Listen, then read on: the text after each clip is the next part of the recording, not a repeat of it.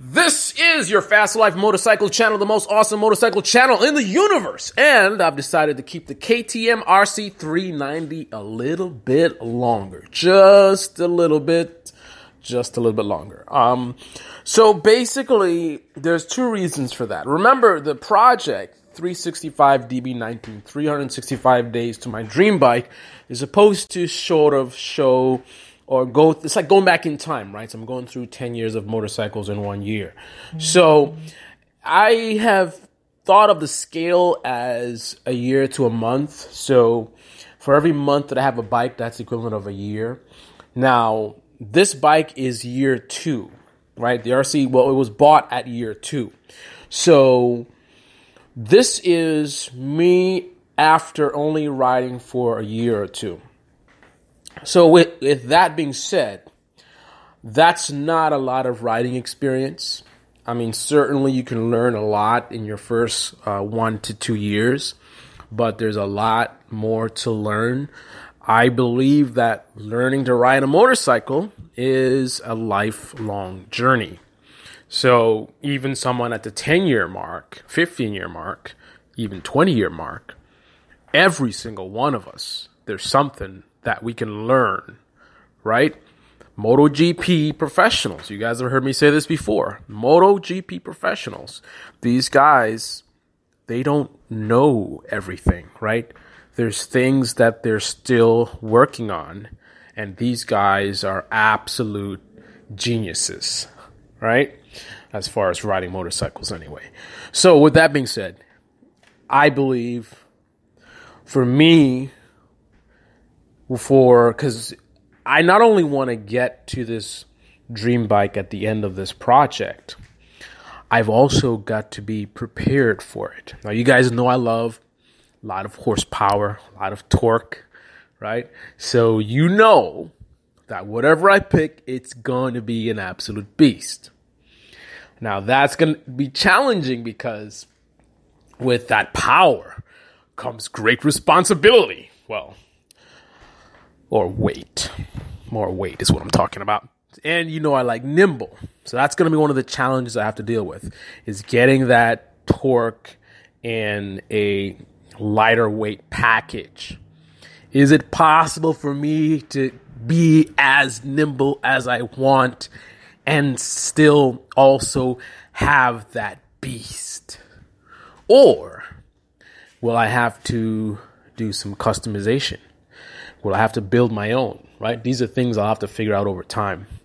But the bottom line is, whatever it is, it's going to be insane. And I want to really be able to take my riding skills to the next level. Which is a shame because, well, not a shame, but which is interesting, rather, a better choice of words. Because I've had a motorcycle channel for so long, and I don't think I've really, I shouldn't say I don't think, I know I haven't really fully shared, you know, even the level that I'm at.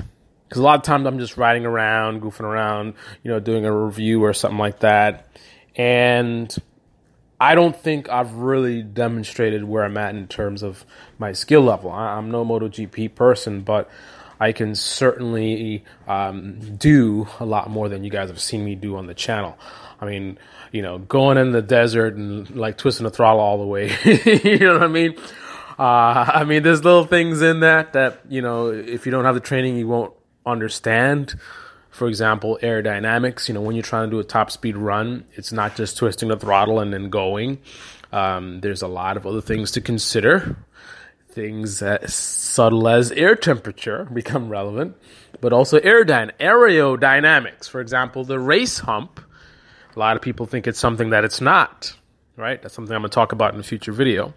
But also how you position yourself on the bike. Like a lot of these manufacturers spend a lot of time working on aerodynamics, trying to make their vehicles as aerodynamic as possible to slice through the wind. Now, when you're on a motorcycle, you are part of the motorcycle. You become one with the motorcycle. That's not something we say because it sounds cool. That's a legitimate thing, right? Look at your weight. You're 180 pounds. You're riding on something that's only 380, 480, right? I mean, you're a lot of the weight of the vehicle itself, right? So when it comes to these kinds of things, you are one with the bike. So that means, since aerodynamics is something that's very relevant with top speed, right, then you're going to have to play a part in this. So there's certain techniques in terms of how you sit on the bike so that you maintain the most aerodynamic profile. So definitely there's a lot of factors, but still that's, and you know what, even that I've never discussed. That's something that I could have done a video about, how to go to the top speed on your bike. Cause most people will just twist the throttle and go. Some may take it to the next level and try to let me get down as low as I can type of thing. But there's more to it than that.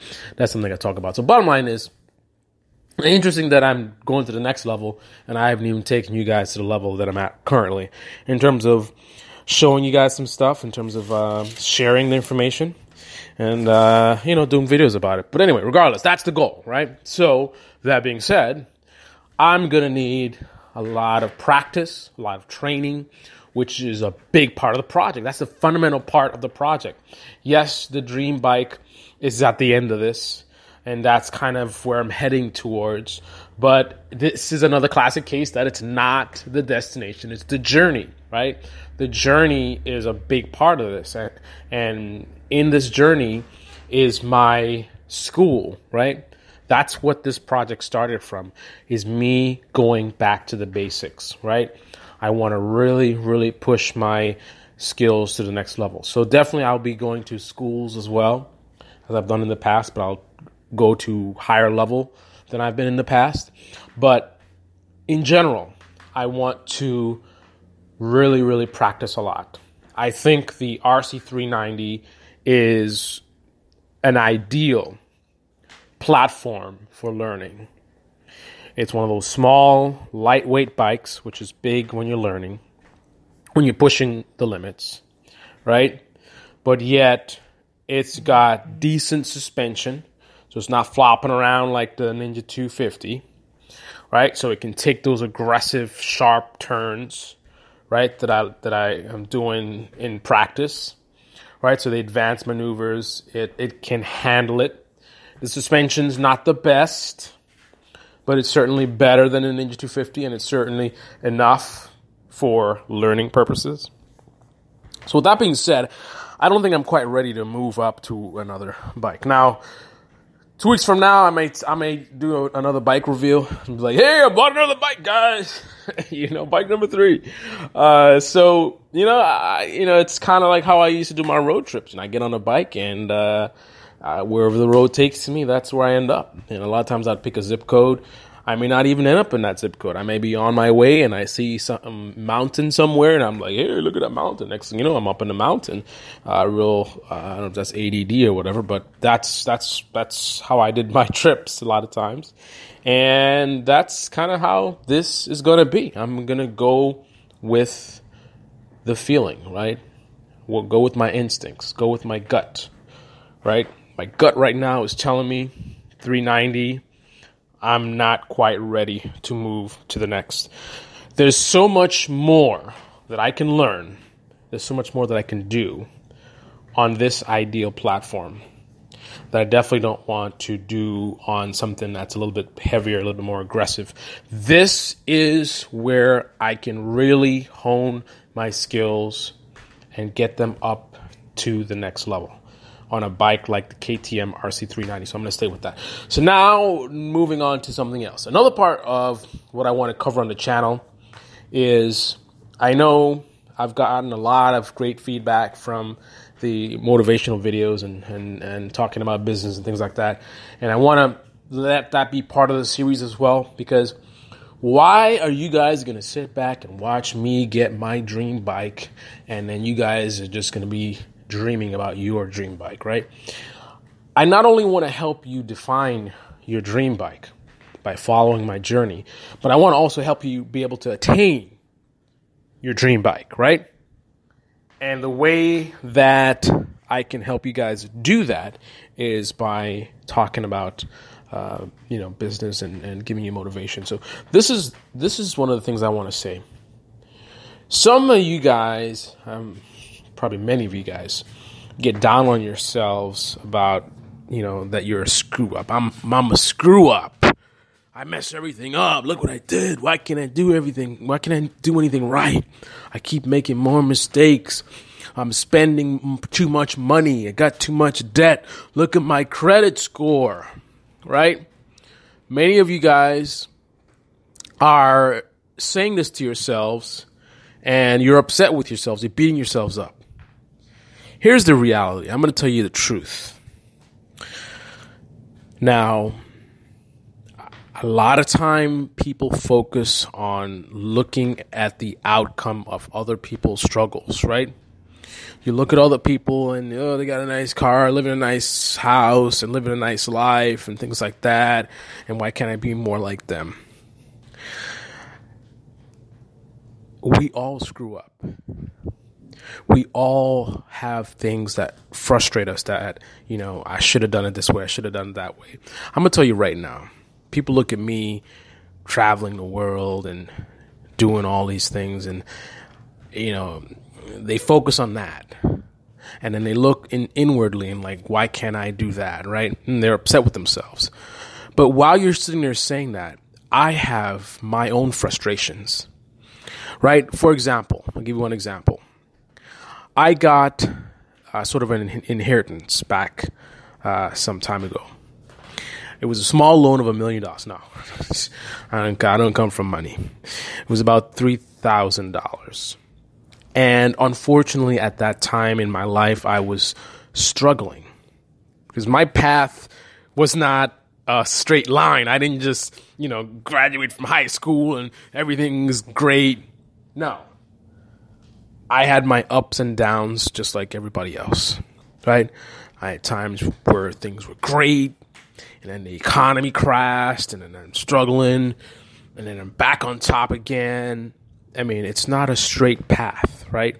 There's obstacles and things that you have to deal with that I dealt with, right? That we all deal with. No one has a perfect life. No one has no problems, no failures, no frustrations, right? So what was my frustration? Here it is. I get this money, and instead of being able to invest it into something, right? That's what I would have wanted to do. Invest it into business, invest it into real estate or something like that, right? I ended up utilizing all that money just to survive because I was in that state where I needed it. I had bills to pay and no means to pay them at that time. And to this day, that frustrates me. That's kind of what inspired me to bring it up today, because I thought about that for a split second. It just occurred to me. And when I thought about it, I was like, damn it. You know what I mean? That's what I always say. And it's even now I'm frustrated to get $3,000 and then to throw it to debt collectors. Like, wow. So don't beat yourself up. We all go through that. The main thing is to keep pushing forward. Understand that we all have failures. We all have frustrations. But the ones who succeed are the ones who keep it pushing. Keep moving forward towards your goals. Bad times happen. That's life. Deal with it. Move on. This is your Fast Life Motorcycle channel, the most awesome motorcycle channel in the universe. Yay, yay. Keep pushing, guys. Go get it.